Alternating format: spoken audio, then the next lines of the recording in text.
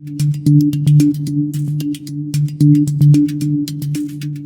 October 2024, something really disturbing happened. A Naga skull from the 19th century was about to be sold at an auction in England. But this wasn't just any artifact. It was a human skull priced between £3,500 and £4,000. For the Naga people, this was deeply offensive. Naga anthropologists Dolly Kikon and other activists were quick to raise their voices. They called the auction dehumanizing.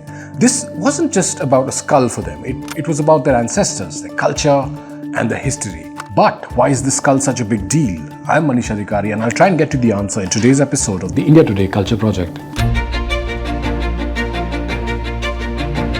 To understand this story, we need to look back at the history of the Nagas. For centuries, tribes like the Konyaks here practiced headhunting. Now it sounds brutal, but it was a way of life back then.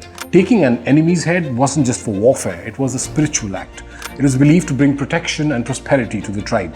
These skulls were usually displayed in villages. They symbolized honor and strength. The British, however, when they came in, saw it differently. When they expanded into the Naga hills in the 19th century, they were horrified. They labeled the Nagas as savages and tried to stamp out the practice. In the process, many skulls were taken by colonial officers as trophies, some ending up in Europe.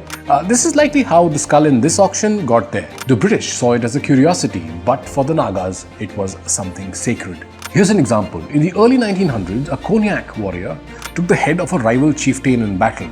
That skull was cherished by his village, but when the British arrived, it disappeared, probably taken as a war trophy. Imagine losing a piece of your history like that. And then there's the role of Christianity. When missionaries arrived in Nagaland, they worked to end headhunting.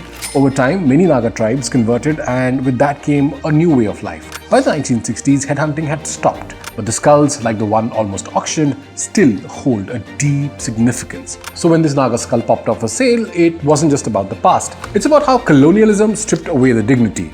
After intense pressure, the auction house removed the skull from the sale, but the damage was already done. For the Naga people, this fight isn't just about one skull, it's about reclaiming their past and ensuring that culture is respected, not treated as a relic for sale.